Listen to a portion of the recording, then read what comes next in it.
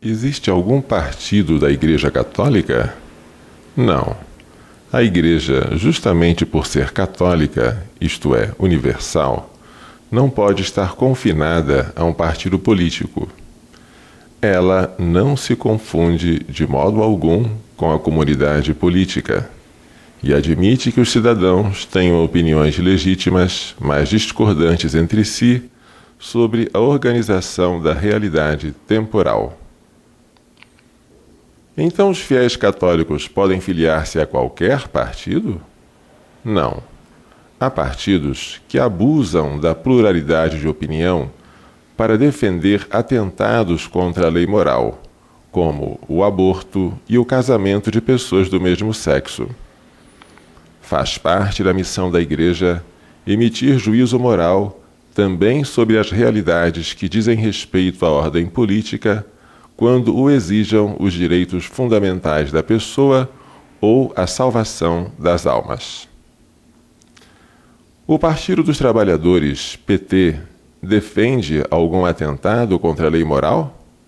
Sim.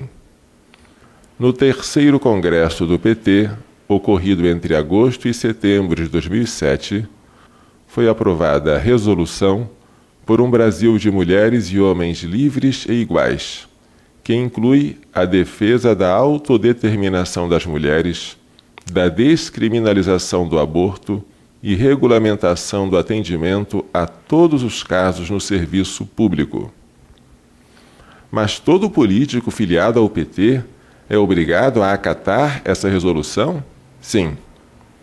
Para ser candidato pelo PT, é obrigatória a assinatura do compromisso partidário do candidato ou candidata petista, que indicará que o candidato ou candidata está previamente de acordo com as normas e resoluções do partido, em relação tanto à campanha como ao exercício do mandato.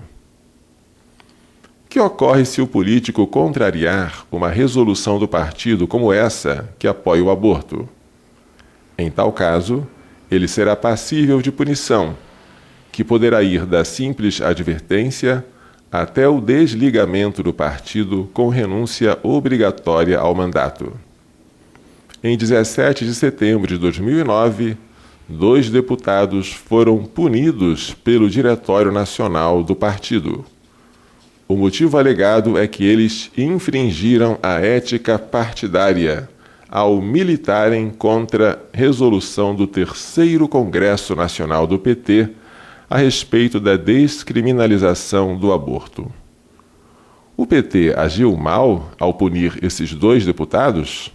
Agiu mal, mas agiu coerentemente. Sendo um partido abortista, o PT é coerente ao não tolerar defensores da vida em seu meio. A mesma coerência devem ter os cristãos não votando no PT. Mas eu conheço abortistas que pertencem a outros partidos, como o PSDB, o PMDB, o DEM.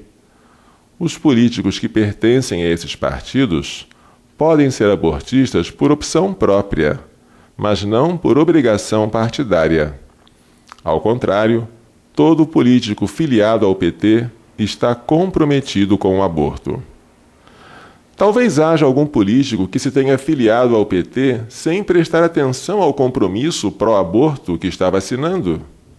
Nesse caso, é dever do político pró-vida desfiliar-se do PT, após ter verificado o engano cometido.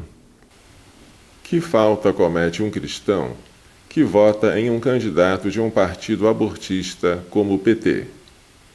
Se o cristão vota no PT, consciente de tudo quanto foi dito acima, comete pecado grave, porque coopera conscientemente com um pecado grave. O Catecismo da Igreja Católica ensina sobre a cooperação com o pecado de outra pessoa. O pecado é um ato pessoal. Além disso, temos responsabilidade nos pecados cometidos por outros, quando neles cooperamos, participando neles direta e voluntariamente, mandando, aconselhando, louvando ou aprovando esses pecados, não os revelando ou não os impedindo, quando a isso somos obrigados, protegendo os que fazem o mal.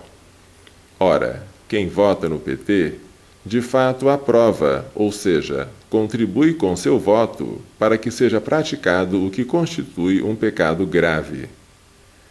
Em síntese, um cristão não pode apoiar com seu voto um candidato comprometido com o aborto, ou pela pertença a um partido que obriga o candidato a esse compromisso, é o caso do PT, ou por opção pessoal.